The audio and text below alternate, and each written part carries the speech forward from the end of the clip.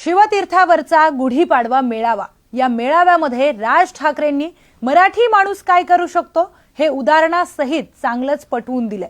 ठाकरेंनी सांगितलेली अनेक नावं सगळ्यांच्या परिचयातली होती, पण त्यातलं एक नाव अनेकांच्या भुवया उंचावून गेलं. ते नाव होतं मान्यवर कांशीराम यांचं.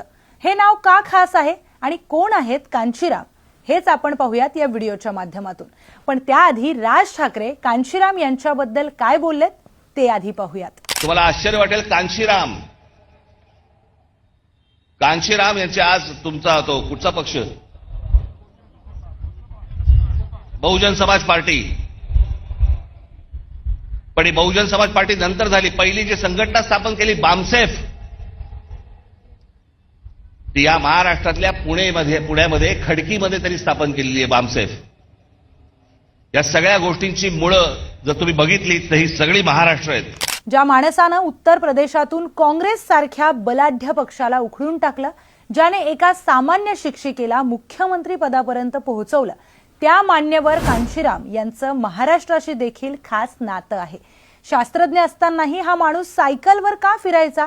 कसा आहे कांशीराम यांचा थक्क करणारा प्रवास, हेच या व्हिडिओतून आपण पाहणार आहोत. तुम्हाला आश्चर्य वाटेल, पण ही बहुजन समाज पार्टी नंतर झाली. पहिली जी संघटना स्थापन केली बामसेफ, या सगळ्या गोष्टींची मुळं जर तुम्ही बघितली तर ही सगळी महाराष्ट्र आहेत. नमस्कार, मी प्रियंका आणि आपण पाहताय न्यूज 18 मराठी. कांशीराम हरिसिंग यांचा जन्म 15 मार्च 1934 ला पंजाबमध्ये झालाय.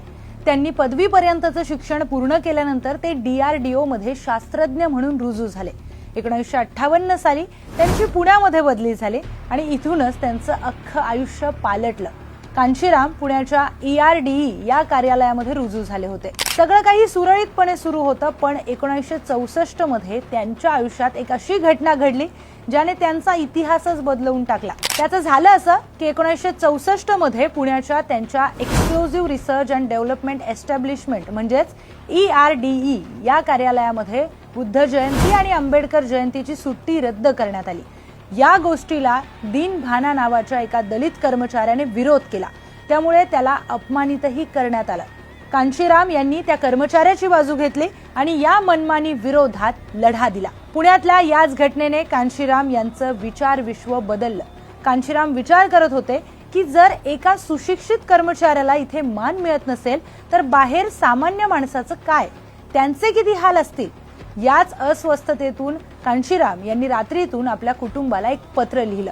त्या पत्रामध्ये त्यांनी लिहिलं होतं की मी आता कधीही लग्न करणार नाही, स्वतःचं घर घेणार नाही आणि आयुष्याच्या शेवटपर्यंत फक्त समाजासाठी जगेन. बस इथेच जन्म झाला मान्यवर कांशीराम यांचा. एका शास्त्रज्ञाने आपली सिक्युअर नोकरी सोडून आणि ते पूर्ण वेळ समाजकारणामध्ये उतरले. महाराष्ट्रामध्ये राहून त्यांनी महात्मा फुले, राजश्री शाहू महाराज आणि डॉक्टर बाबासाहेब आंबेडकरांच्या विचारांचा सखोल अभ्यास केला. त्यातून त्यांना कळालं की इथला समाज विखुरलेला आहे, त्याला एकत्र करणं हे गरजेचं आहे. याच विखुरलेपणातून कांशीराम यांनी 2 मोठ्या संकल्पना देशाला दिल्यात. पहिली बामसेफ म्हणजेच backward and minority communities employees federation. यातून त्यांनी सरकारी नोकरीतल्या सुशिक्षित दलित बहुजनांना एकत्र केलं आणि त्यांना पे बॅक टू सोसायटी हा मंत्र दिला. आणि संकल्पना होती बहुजन हो ही ओळख.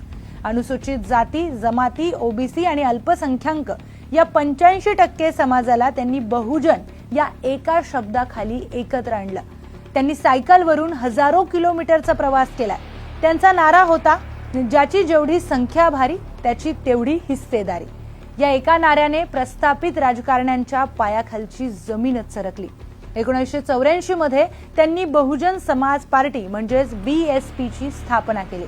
त्यातूनच भारतीय राजकारणामध्ये एक नवीन शक्ती उदयाला आली. कांशीराम यांचं स्पष्ट मत होतं की सत्ता ही सर्वसामान्यांची गुरु किल्ली आहे. जोपर्यंत तुम्ही राज्यकर्ते बनत नाही तोपर्यंत तुमचं भविष्य बदलणार नाही.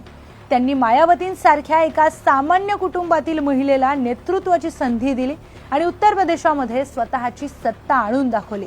आज राज ठाकरे यांनी त्यांच्या नावाचा उल्लेख का केला? कारण महाराष्ट्रातही आजही बहुजन आणि मराठी या कार्डावर राजकारण फिरत असतं. कांशीराम यांनी ज्या प्रकारे शून्यातून विश्व उभं केलं तो इतिहास आजच्या नेत्यांसाठी आणि तरुणांसाठी खरोखरच अभ्यासाचा विषय आहे. आपल्याला याबाबत काय वाटतं? आपलं मत कमेंट करून नक्की सांगा आणि व्हिडिओ आवडला असेल, कहाणी प्रेरणादायी वाटली असेल तर शेअर करायला विसरू नका.